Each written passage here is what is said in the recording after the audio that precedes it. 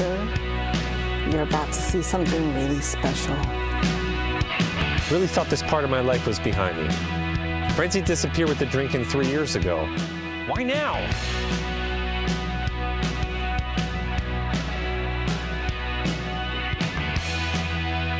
This makes no sense, and I'm right on the verge of freaking out. Back from your life. These people can be animals. What you burn. Thingy's out. Some bitter things you should never Good cheese. learn. Wallow through the days. Remember, cosplay's not consent. So here's to me. Congratulations, me. Yay, me. This would all be so much easier if I was hammered. Hammered. Won't be there anymore. Right. You can take away the anger, but you leave behind the pain. It's your soul I will New ventures are always scary. till I'm melting Blah, blah, blah. Something positive and uplifting. tomorrow. But the hurt will still remain. In your soul I'll live forever till I'm melting in. Don't miss our new film, The Love Song of William H. Shaw, coming soon to a streaming service near you. Hey everyone, this is Cliff from Talking Pondo. Just wanted to give you a quick heads up about spoilers on the show. We do talk about the films in a certain amount of detail, so you may want to watch the film first and then come back if you're not a fan of spoilers. Also, every now and then there's a little bit of adult language, so we wanted to give you fair warning on that. We hope you enjoy the episode, and we really appreciate you listening.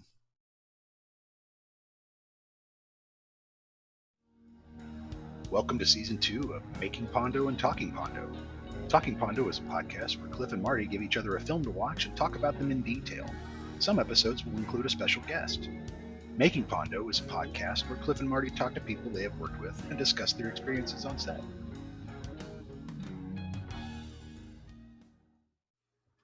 All right, Marty, here we are, back again, Talking Pondo. Talking No Pondo. guests this time. No, the guests are the movies we watched along the way.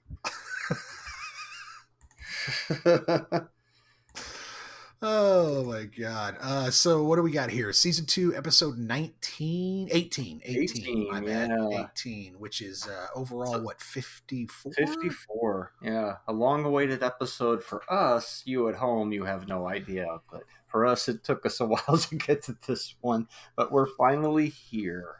Should we tell that story before we get started, or It's a fun story. It's a fun story. It proves that we're becoming real podcasters by the second, because that's This is like what- a rite of passage. that's a rite of passage. I think. Well, yeah, let's see. watching the wrong thing. Yeah, I think that's a rite of passage. as much Watching the as, wrong thing, forgetting to hit record, forgetting to hit record. Yeah, having to redo we did the that one. episode. Yeah, having to redo the episode. We did that one. haven't but lost yeah, an so- episode completely, but So we gave so first off, I gave you Ghost Dog, Way of the Samurai, and you gave me Assault on Precinct 13 from 1976, the original. yes, the Carpenter version. And so a couple You of gave weeks yourself ago, a third yeah, movie. 3 or 4 weeks ago, I think it was, we got together to record this episode.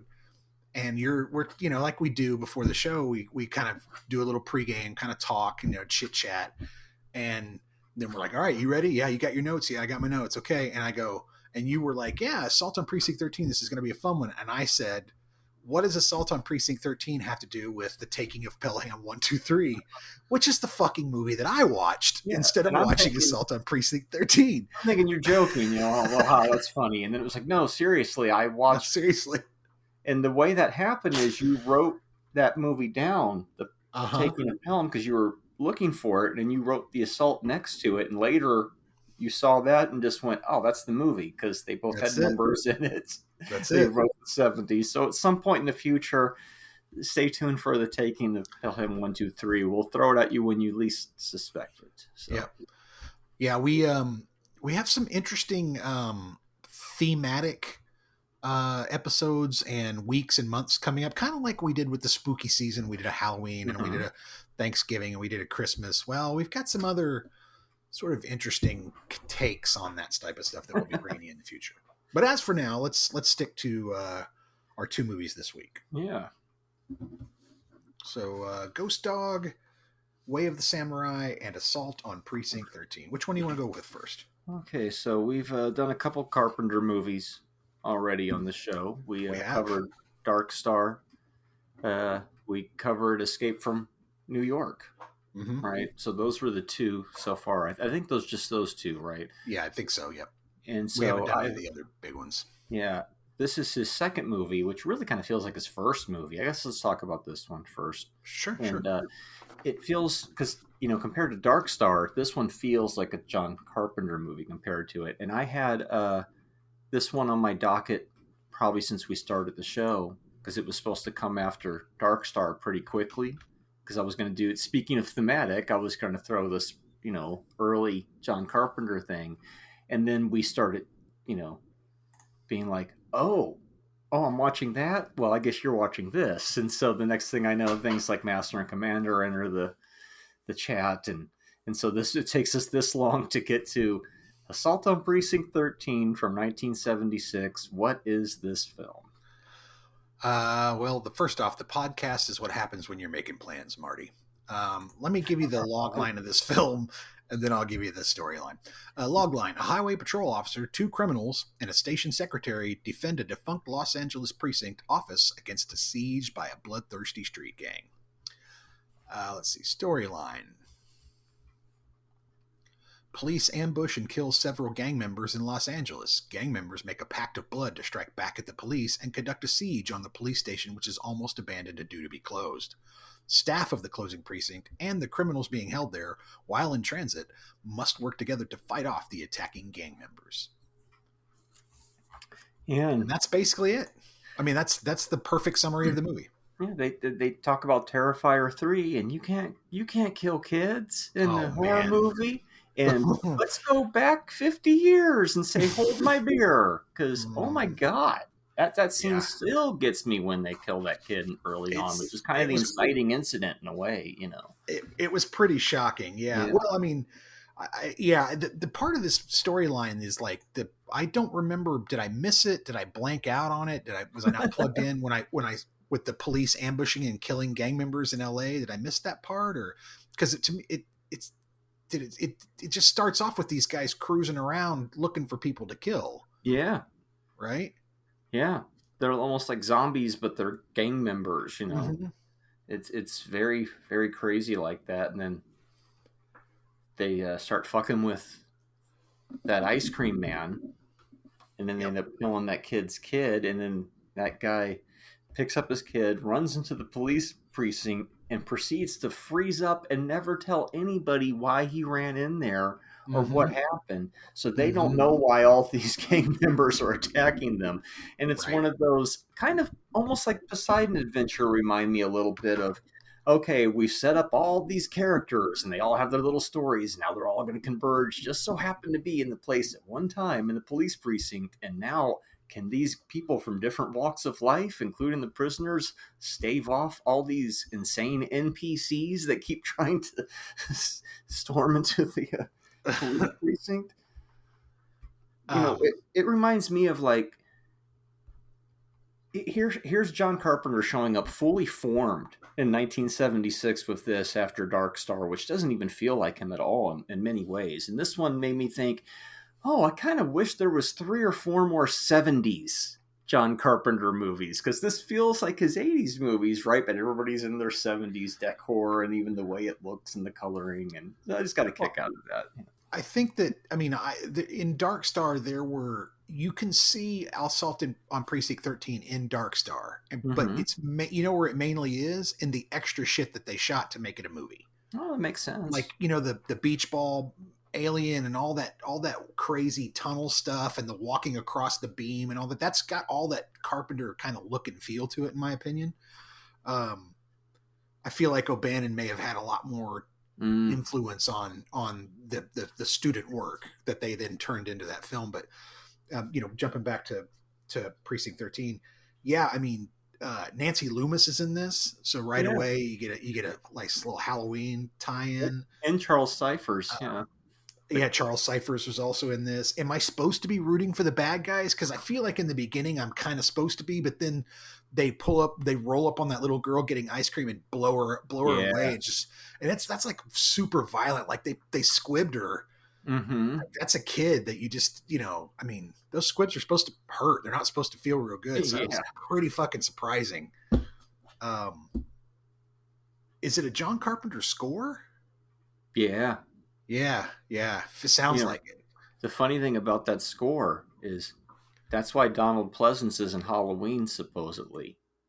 I think the story goes, might not have all my facts right here, but I think the story goes, Donald Pleasance's daughter said, "Oh yeah, do that Halloween movie because I really like the score that guy did in Assault on Precinct 13." Interesting. Yeah. Okay. So there's a scene where we meet the hero, this highway patrolman, played by who's that played by? Austin Stoker. Mm-hmm. Ethan Bishop is the character's name. So Ethan's driving in the car, and in the background, if you watch his driving scenes, there's a lady in a car, and she keeps pulling up to the car, paralleling it, and then looking into the car, and then dropping back. She does it 3 times in the background of the movie. And it like the first time I noticed it was so distracting. I noticed it over and over again. All I could think of was, why does this lady keep looking into this car? Like, does she know this guy? Is she gonna? I expected her to pull up to him and like, boom, try to kill him or something as part of this gang thing. But it was just I guess some weird background thing. I don't know if maybe she's a stunt woman who was trying to control traffic around the car as they were doing their driving or something. But I mean, I don't know. It was weird. The truck driver, the ice cream truck driver, he looks like Ghost Dog's boss, only younger. Mm-hmm. He looks, the what's his name, Vinny, or the Italian guy that he works for. He looks like Ghost Dog's boss. Right. Weird. Yeah, it was funny the other day. I was watching Being from Another Planet, the Mystery Science Theater episode. I'm like, hey, that's that guy from Assault on Precinct 13 who's playing Lieutenant Plummer in that movie. Mm-hmm. Yeah, that makes sense.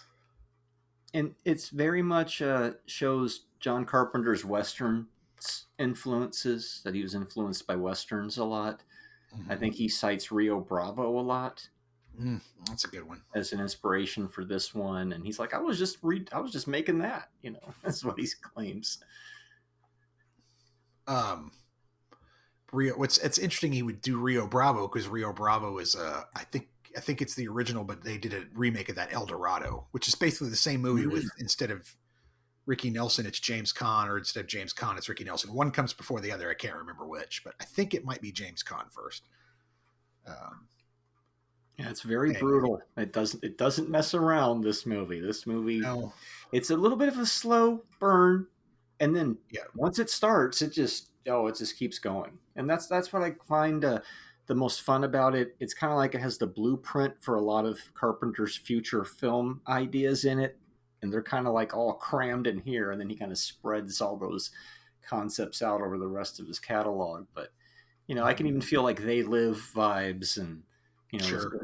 Escape from New York and The Big Trouble in Little China, any of his actiony type stuff, especially when they start blasting NPCs over and over again as they come through the window. Yeah, it's very Escape from New York. It feels like it's got a little bit of Warriors in there too. Oh yeah, Little Night of the Living Dead. Little Night of the Living Dead in there. Yeah, it's a weird movie as far as the choices that people make. Like, you're just shooting a guy and just walking away, and then the guy gets out of the car, and the guy gets out of the car with a machine gun, and the other dude gets out of the car with a pistol, and he just dives back in the car, and the dude shoots up the car, and the guy gets out with the pistol, and it's like, ha ha, pow, pow, pow, pow. And it's like, come on. Video game logic. Yeah. It's very weird logic. Yeah.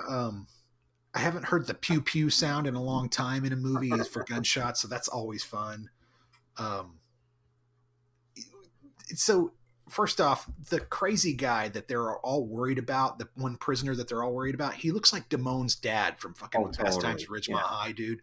That is Damone's dad. Like, if there were any scenes of Fast Times at Ridgemont High where you needed to meet Damone's dad, that guy should have been cast. Right. And now we know why he wasn't in the movie. He was doing hard time. Yeah, good point. Well, spoiler, I'm sure they let him out when they both walked out together, you know. There's that weird scene in the beginning where Ethan Bishop, he shows up to the precinct to take control over it, and the other captain is there, and he's just like looking at him and being all menacing and like loading a shotgun, and then he's like, let me just put that in this crate and lock it up, and because that's what you do, is you just load weapons and put them away. Well, that's the Chekhov's gun, right? It's like, oh, that's going to come into play later, because don't they bust the lock off of it and then do the classic? Yeah, but I mean, they could. He turns and boom! It's almost like a Sam Raimi maneuver, you know. Yeah, I mean, I guess he's lucky that it was loaded then, you know. Yeah. Sure, yeah. It's just weird choices. The movie makes a lot of weird choices. It does seem like it was a fun movie to shoot. Like, there's that one scene where the gang's outside and they're just shooting the shit up out of the building. They're just shooting it up, and so, you know, two smart things that Carpenter did. He used silencers so that he didn't have to show a lot of sound effects or show a lot of gunfire. And then everything else is he's just basically just got a camera on a wall, and they're just breaking shit off of the wall and it's falling off. And they're like, there you go, gunfire. You know, really smart. So it seemed like it was a fun movie to shoot in that way.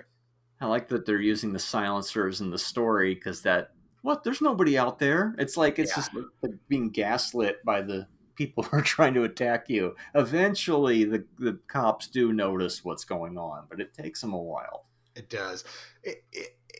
There's probably just a little bit of overkill with how much, you know, like they're shooting the shit out of that police station.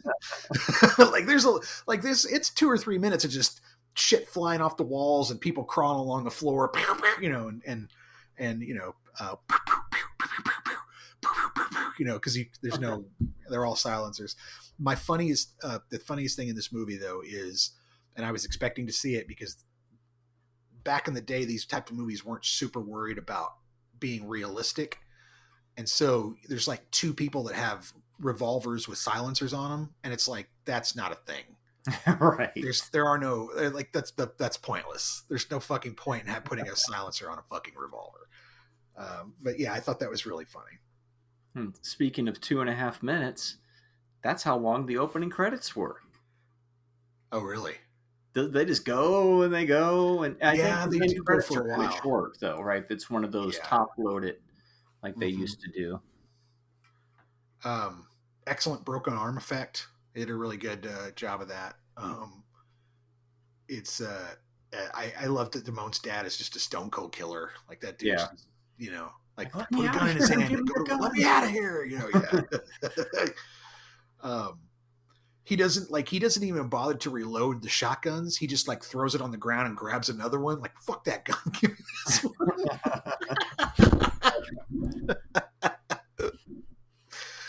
Oh man.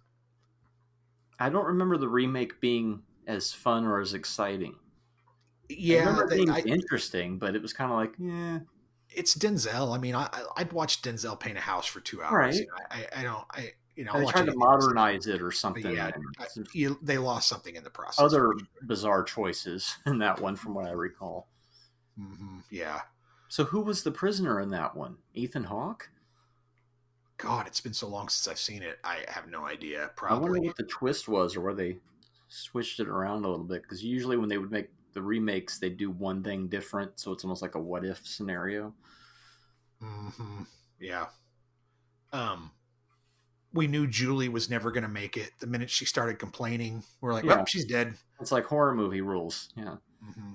Yeah. I do like the strong female presence in the movie. Mm-hmm. I like that she's capable. She fights off people several times, and even with a busted arm, or at least a wounded arm, she just switches to the other arm and keeps killing.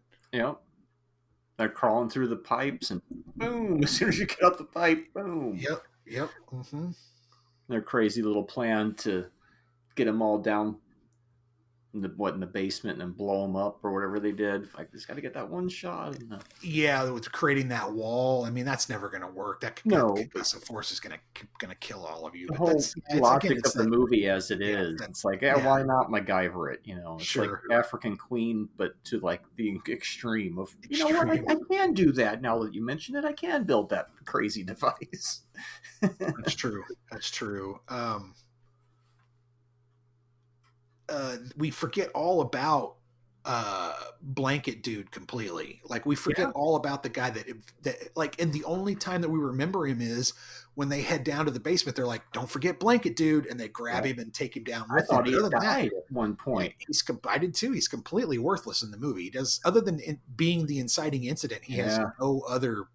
And he never tells them why it happened or anything. He's so shell shocked from what happened.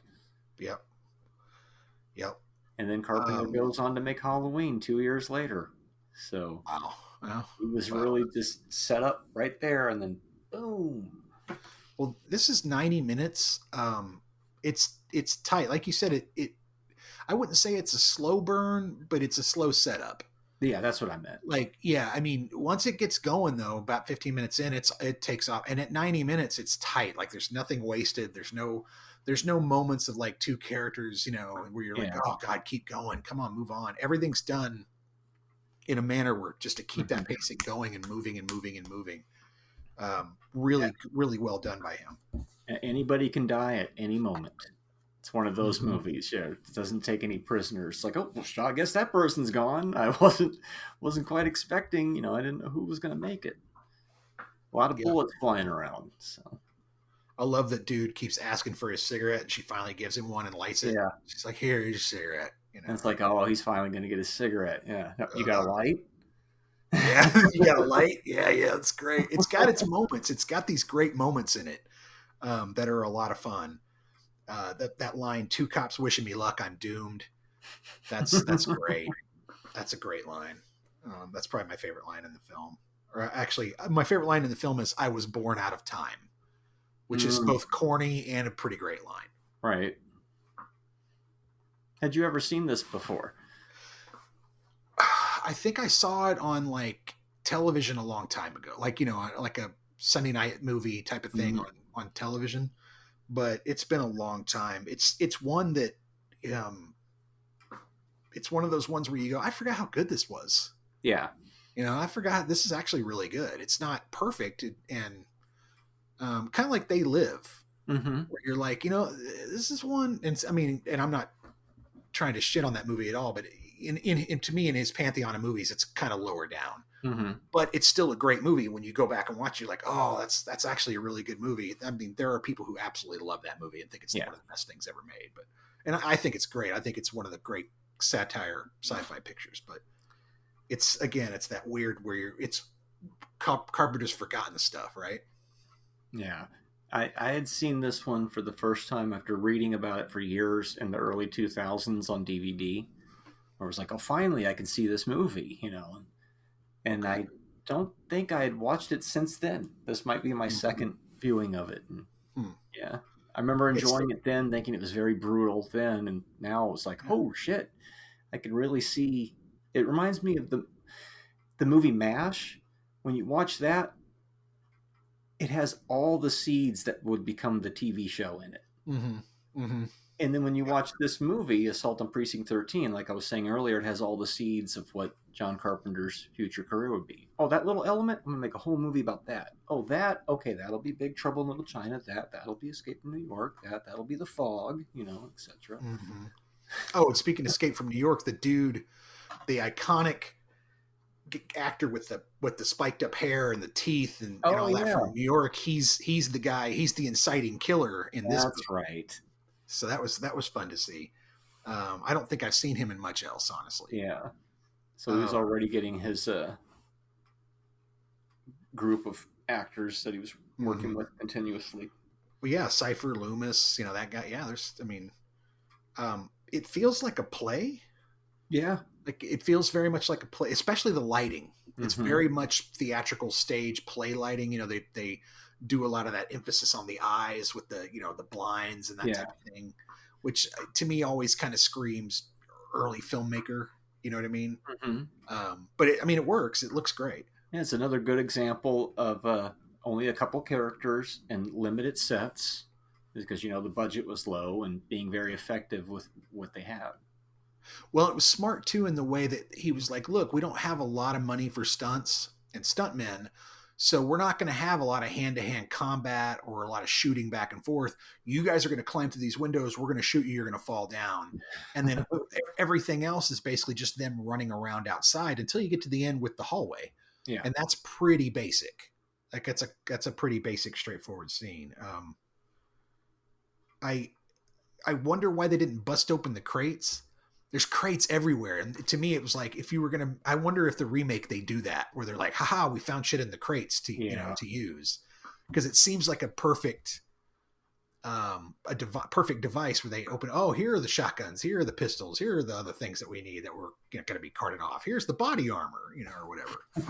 Of course, this is the 70s where cops didn't really have that shit. Yeah. Yeah, I only watched the remake once, so I don't really have much memory of it. Other than they did change a few things, where it was like, oh, like I think they killed the woman off earlier in the remake, who survives to the end. And I was kind of like, what? Well, that's a choice. There's more of these weird choices, if I'm recalling it correctly. But for a movie that's almost 50 years old, it still kind of packs a punch. It's still effective. I can see why it's a cult classic. I can see why people dig it. I feel like it was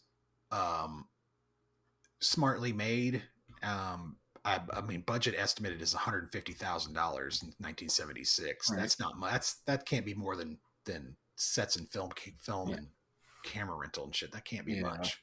That's another one of those that it was a big marijuana influence, because I'd watched this in the early 2000s, and it's like, oh, look at Carpenter. He's not making horror first. He made the action first, and it's like, we can make goofy action, and obviously Marijuana is not Assault on Precinct 13, but it was inspired by. we got the goofy right. Got that right. Got the we're supposed to have that whole A Mountain Crater siege sequence kind of at the end. Didn't quite get there. So glad we don't shoot it out anymore. The end where there's that great ending after everything blows up and that the smoke clears and they're all standing there. Yeah, that great shot at the end. And I love how Ethan Bishop's the character is pissed off at the other cops who are going to put the cuffs on him. He's like, get out of here, leave him alone. Right. He's earned that shit now. It's like, it's like, I think your time's served now. You can go beat Damone's dad again. You can help him pay for Stacy's abortion and get a paint job on his gremlin. Mike Damone is a little prick. He's got to sell those tickets to fucking oh god, what's that shitty band from the 70s? I almost ended up working 7-Eleven. A Blue Oyster Cult. I ate 2 pairs last time around. Ate 10 pairs last time around. Thought he just flew in for games. Oh, that's the little kid's line, right? I thought he just flew in for games. Shit, kid. Well, now I've gone off on the. See, that's the future Patreon content. Whenever somebody goes off on a little tangent for about 5 minutes, that's the little snip, and there you go. Right. That's right, folks. This is the stuff you won't get when later on when we monetize the podcast. So enjoy it while you got it. I'm gonna give it a 2.5, leaning towards a 3.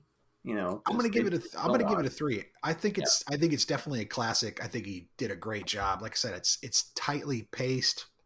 It's pretty well put together. There's a few goofy, weird choices, some other things, but it's well made for a kind of a campy movie. Yeah.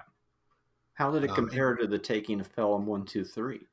Honestly, the accidental viewing. Yeah, honestly, both very good. I mean, both good movies in a little bit different ways. Mm-hmm.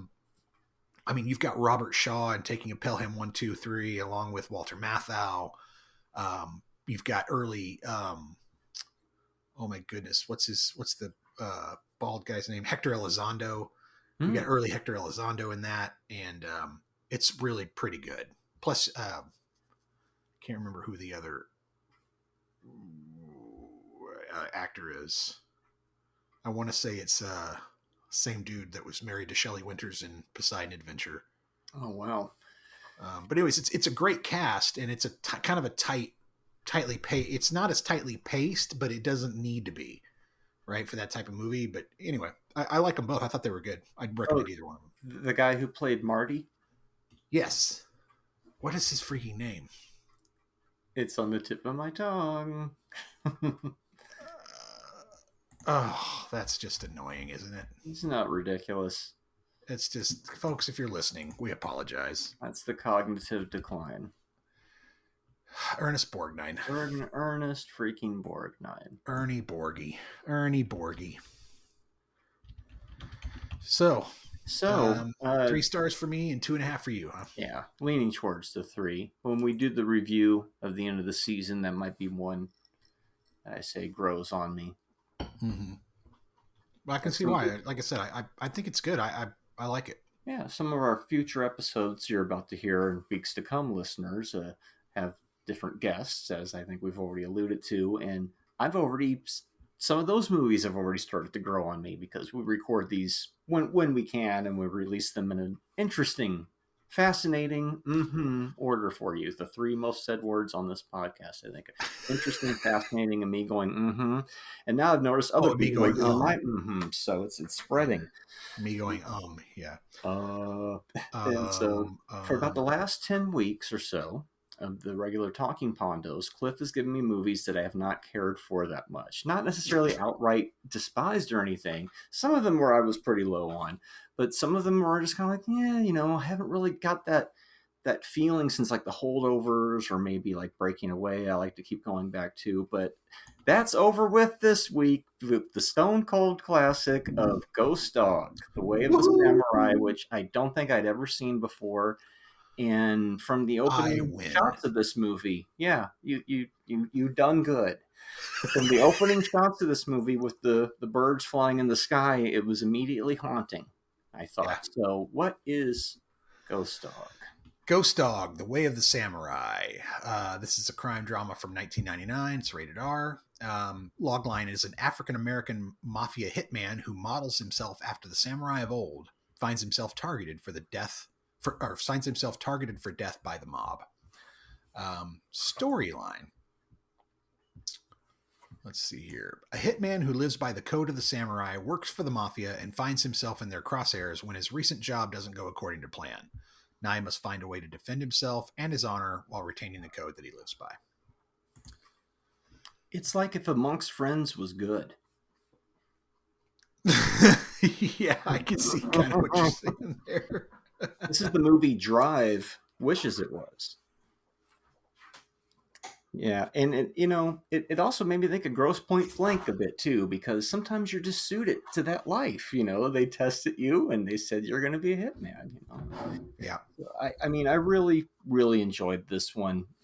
Almost every moment of it hits. The soundtrack is perfect. The pacing is good. The way that it really shines through and what an indie can do, where you don't have studio involvement telling you got to remove all that philosophy stuff. You got to cut this and this. And Jarmusch just made the movie that he clearly wanted to make. And, before I'd seen it, I'd just seen the trailer, and you know how trailers can be completely deceiving. And I remember seeing the trailer in the theater and people were laughing at the trailer because the trailer is not indicative of the movie. It's a bad trailer.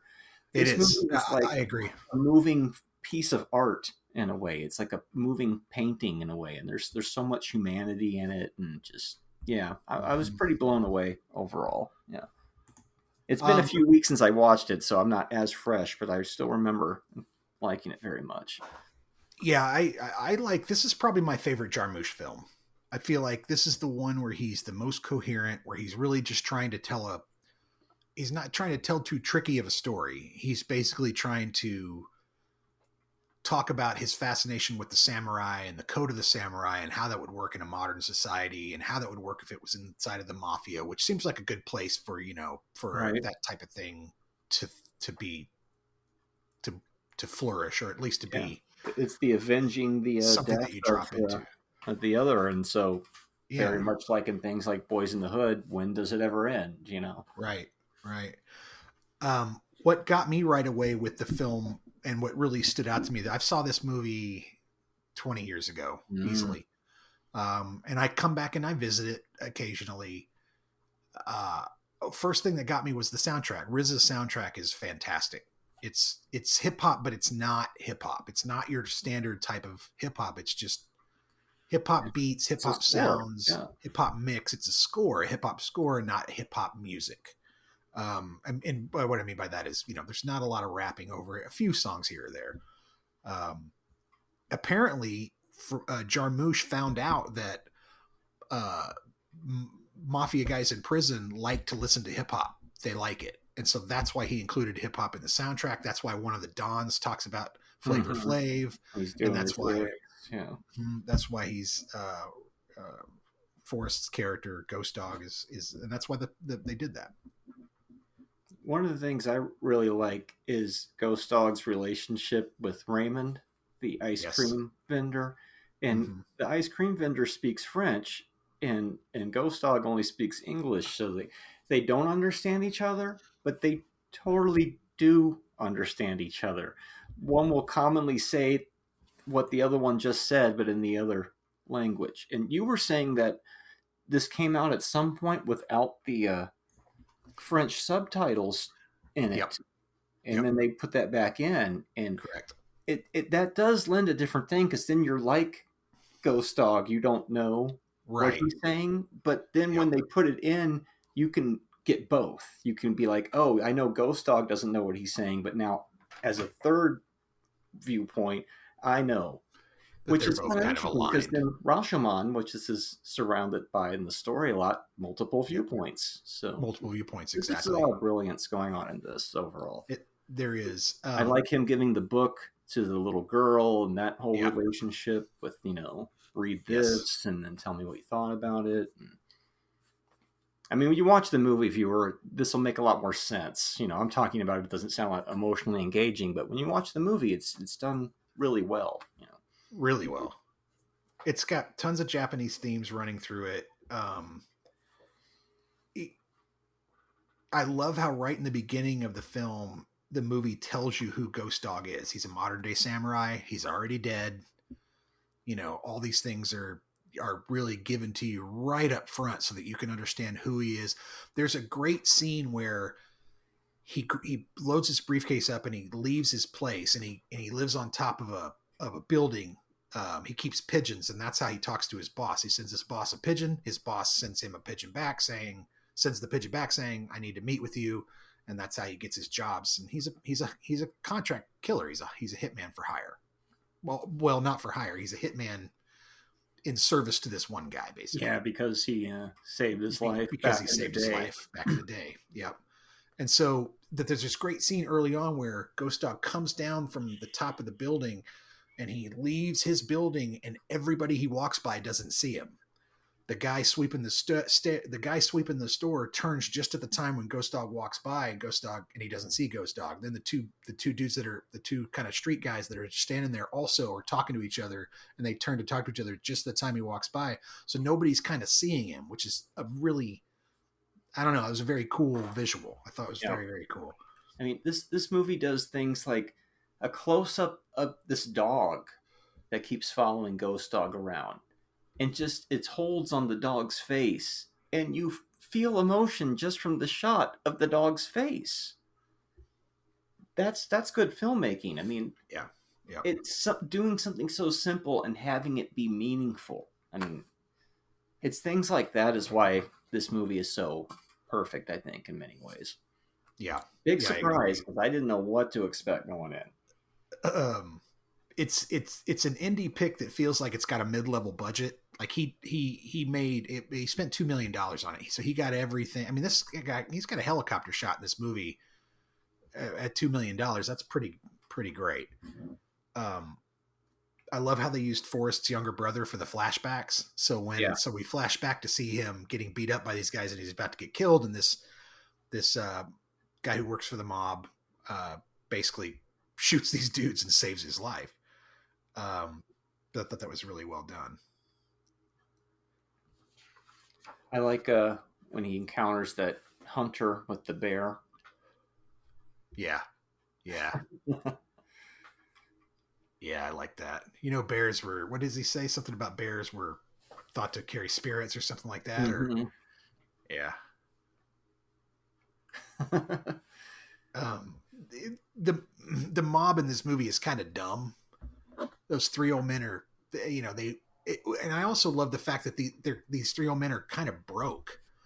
Like at one point in the movie, the social club that they're in, the dude who owns it comes in and is like, you haven't paid rent in 3 or 4 months. If you don't pay rent, you're out of here. And he's not even scared of them. He's not scared of any reprisals or being beat up or shot.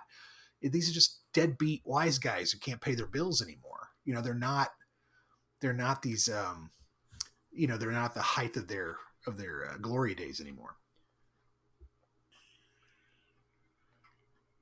And that scene where, so in the film, basically what happens is Ghost Dog gets sent to kill this guy, and he kills the guy, but he doesn't realize that there's a woman in the room, and he lets her live, and she happens to be the daughter of a well-known mob boss. So this mob boss's daughter was sleeping with this other mob boss. So he kills that mob boss, doesn't kill her. Well, the three guys want him dead now.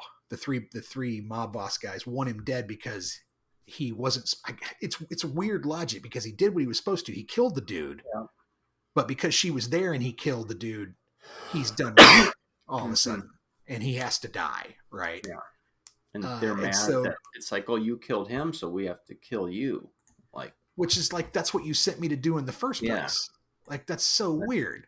Well, they apparently weren't happy with it, right? I guess, yeah. So they send Louis. So they summon Louis, who's Ghost Dog's retainer, and Louis shows up and has to explain who Ghost Dog is, which is a fucking hilarious scene. Yeah. Because he's like, passenger pigeon. That old man who just has these weird been extinct from 1914. 1918. All this weird. It's like, what the hell? And then they get the note off and they read it, and it's like, what does that mean? And it's like the main guy knew exactly what it meant. He knew he's coming for everybody. Yep.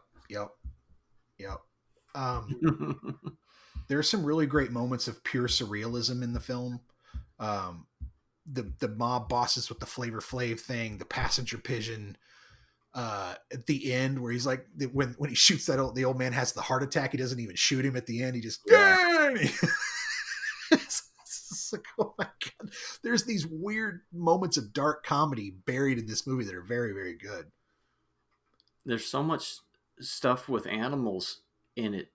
Not only works, it works like too well, and that's so hard to pull off. How do you make a shot of the pigeon flying in the sky haunting? And somehow they do. They do. Yeah, all the dead pigeons is pretty disturbing too. Mm-hmm. I remember my wife when we watched it, she's like, "Those aren't real dead pigeons, are they?" I'm like, "I'm sure they're not." Yeah, it just makes it go a little more John Wickish on the whole thing, Yeah. But not the one pigeon. That one survived. Yep. This could be any city on the East Coast. Like, it's not New York, it's not Philly, it's not New Jersey, but it's somewhere in there. Yeah. It's somewhere in there. It could be any of those cities. And I think that's intentional. He doesn't identify the license plates that Ghost Dog switch are fake license plates. They're not real. They look like New Jersey and Philadelphia, but they're not. So it's this weird sort of, I don't know, fugue world that he's creating, dream world.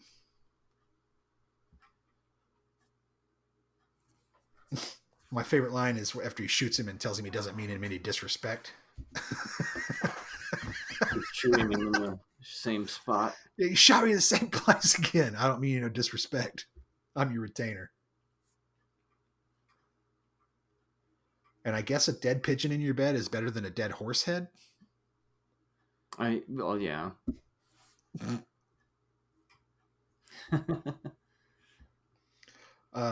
One of the things I noticed about this film is that there are no match cuts or jump cuts. it's all fades. Everything in the movie is fades. Fades in, fades out, fades in, fades out, fades in, fades out. At least between scenes. I mean, there's definitely cuts as far as the film goes, but it's all fade in, fade outs for scenes.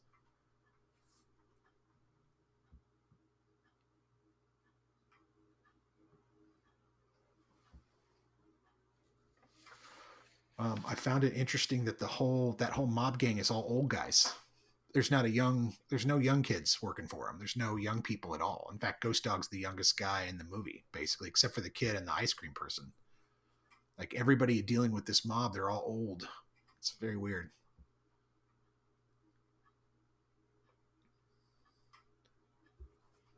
So that book that he gives the girl is the Book of the Samurai. Yeah. Which is basically the warrior code. That makes sense.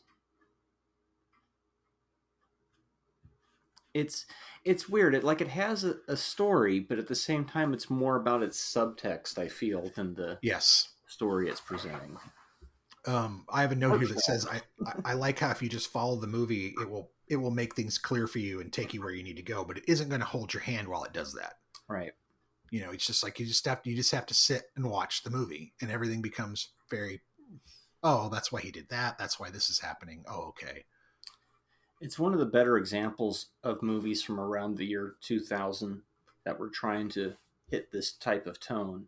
You know, and we've even covered some of them before, like SLC Punk comes to mind, was trying to have some kind of art house intense vibe to it. And this is one that actually does it. It's like, it reminds me of all the Bruce Lee, you know, art of doing it without doing it type thing, you know, and that's how it's happening because they're not trying to make it happen. They're just letting it happen. Yeah. Capturing lightning in a bottle, kind of. Yeah, it's character driven to an extent, but it's just more about the events, the story, and the character all together. Mm-hmm. You know, I mean, without the events, Ghost Dog is basically just sort of in stasis. You know, I mean, his whole purpose is to serve his retainer, and his retainer, what does his retainer want? He wants people killed. So without that, there's nothing really, you know what I mean? It's almost like he doesn't exist in a weird way. I don't have a lot of notes on the movie. Apparently it's inspired, or it pulls from La Samurai from 1967, which is a French film. Mm. I haven't seen it. Might drag it onto the show at some point. In my opinion, the film ends in the only way it can, which is in death. That's kind of the point to a certain extent. But done in a really beautiful way and yeah, told really well. I don't know.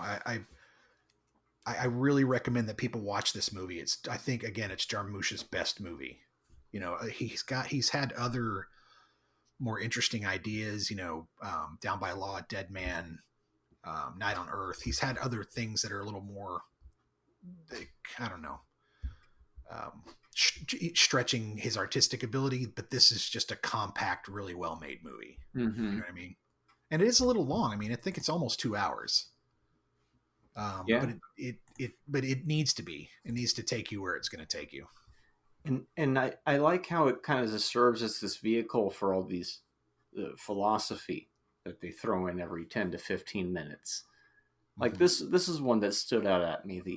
In the words of the ancients, one should make his decision within the space of 7 breaths. It is a matter of being determined and having the spirit to break through to the other side. But it's just like, you know, it's almost like your typical anger management thing. Like, think about it, calm down first, but also you should still be able to make the quick decision within that frame and strike, because a samurai can't sit there and, in RPG terms, miss turns. You know, you're missing rolls. Right. You got to be quick, but you have to be thought out at the same time. It's just I liked all these different ones. You know, I could find them all and read them all, but they were all pretty cool.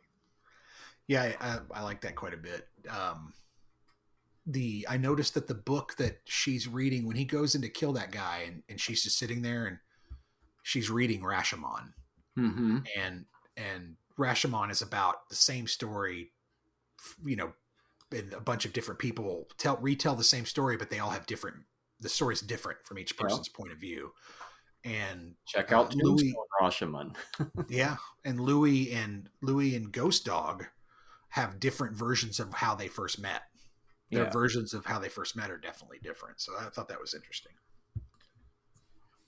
I mean, and Ghost Dog doesn't even have, I don't think he speaks for the first 30 minutes of the movie. He doesn't have a line. Right. I was starting to think he wasn't going to talk at all.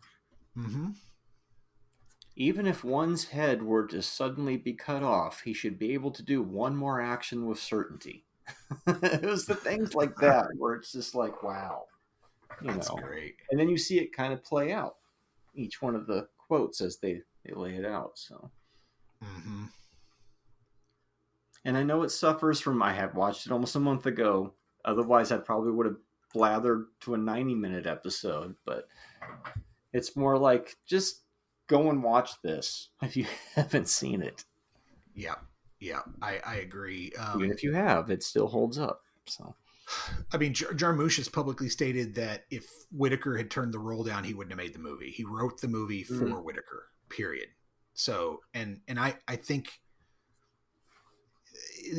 every now and then these movies come along where an actor's had a role written for them and it's the perfect role for them.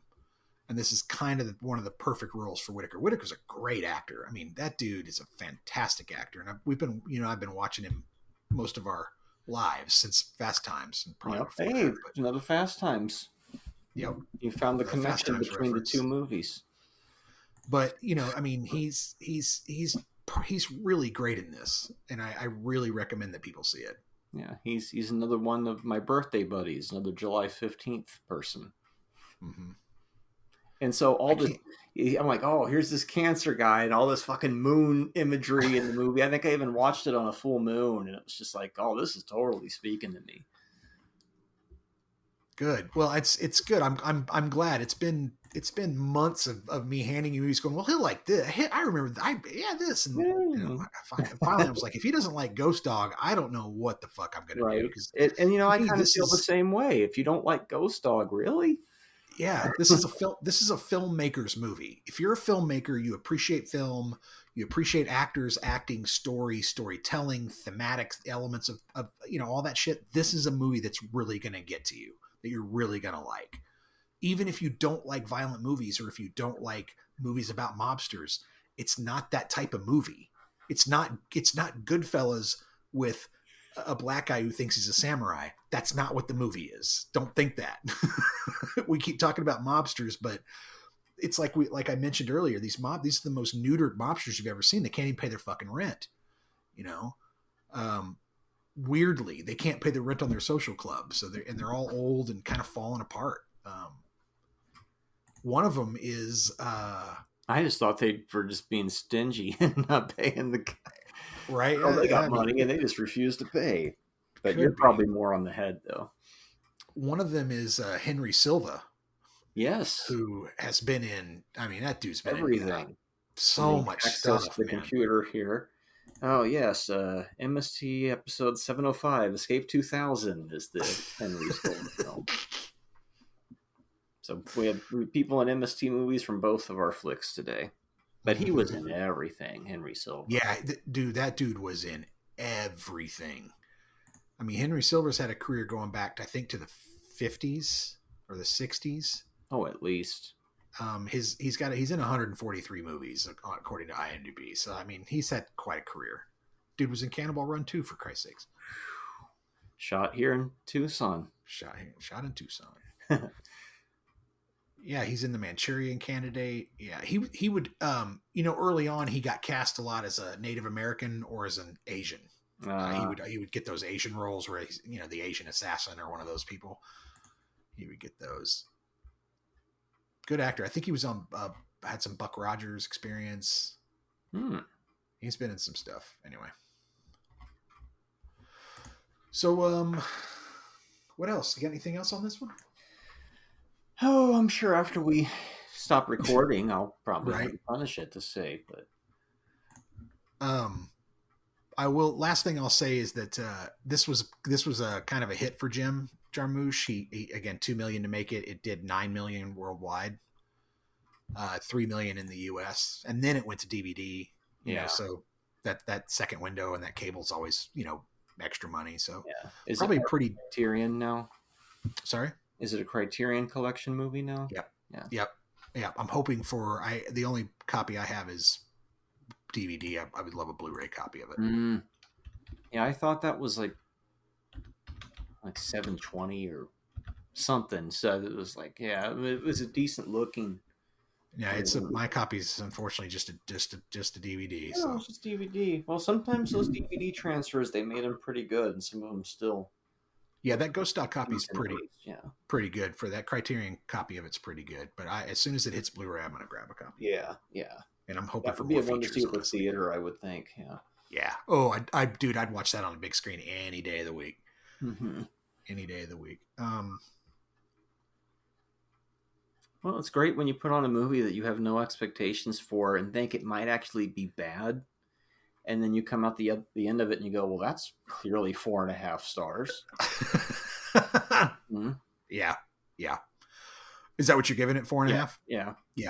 I'm going 4.5 myself. Yeah. It's got a couple of small things that detract from it being 5. Right. Just a couple of small things. They're not worth pointing out, but they are worth saying, okay, can't do a 5 on that. But most of it though is so damn good.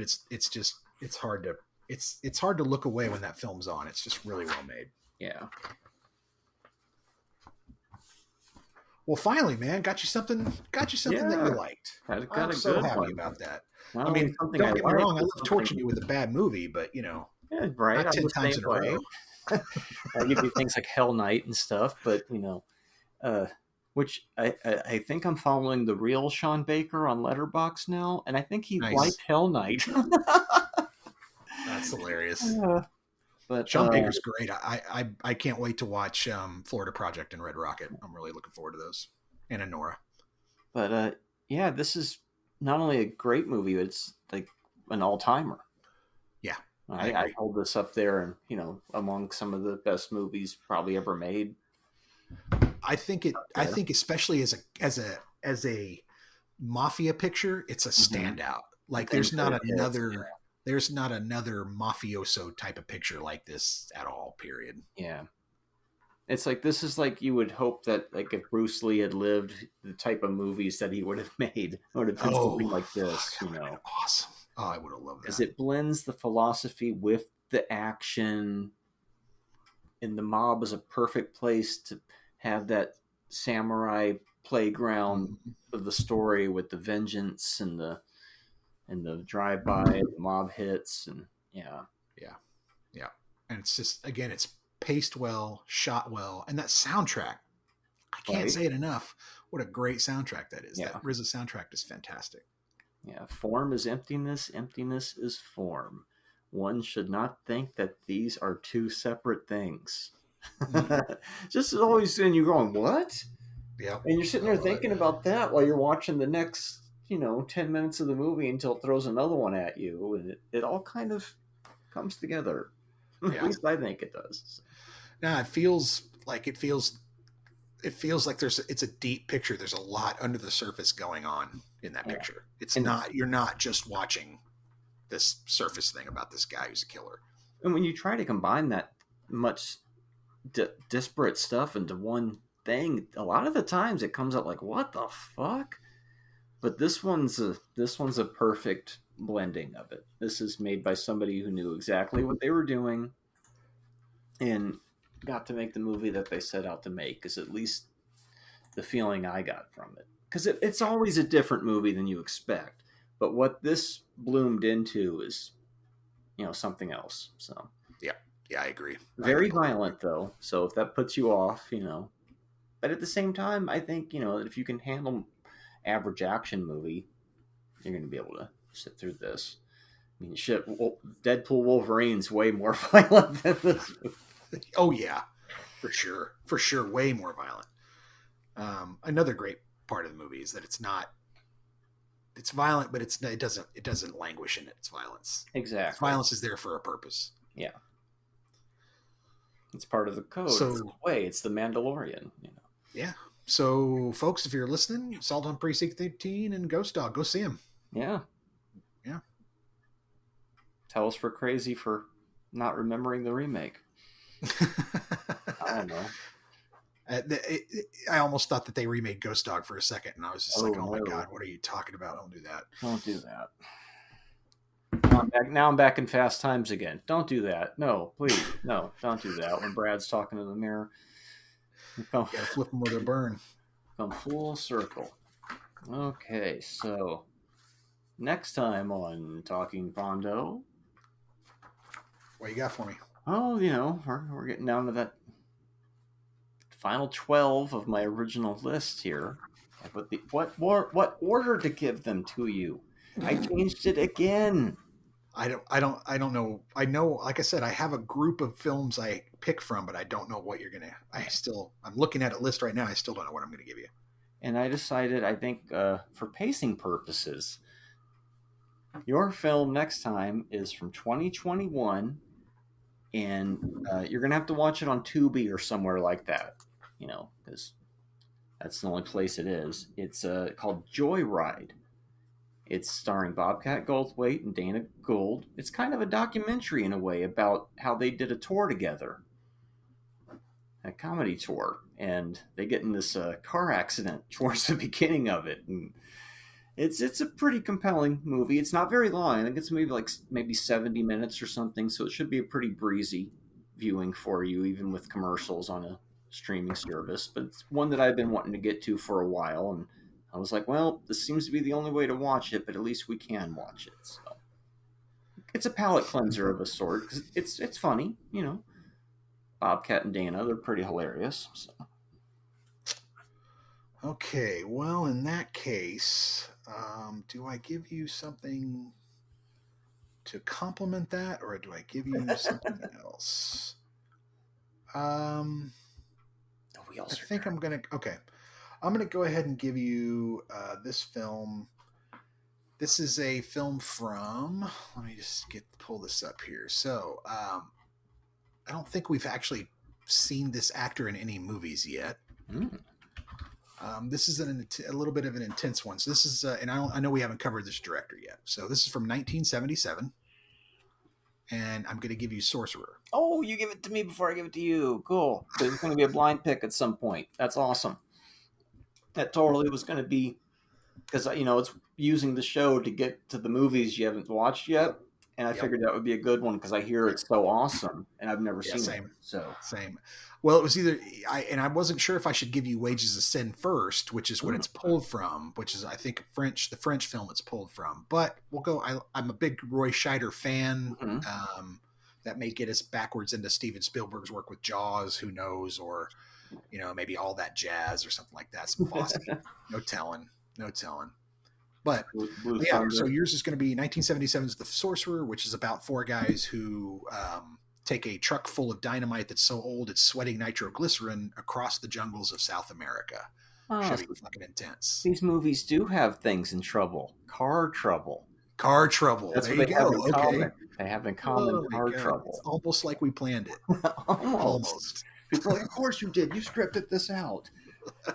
No, we don't think that far ahead, guys. We did that 25 years ago when we'd write a script, but I still am not going to break that kayfabe after all this time. So.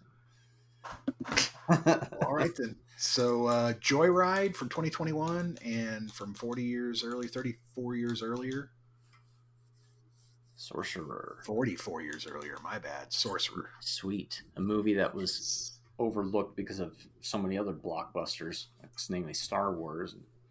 Yeah. Well, it's Friedkin too, so Friedkin's a hell of a director, so this should be pretty good. And you thought we were going to cover The Exorcist Part 2. All right, then. Well, until next time, Marty, I don't mean no disrespect. Oh, yes. That all things are provided for by nothingness is the meaning of the phrase, emptiness is form. Anybody got a smoke? Anybody got a light? See ya.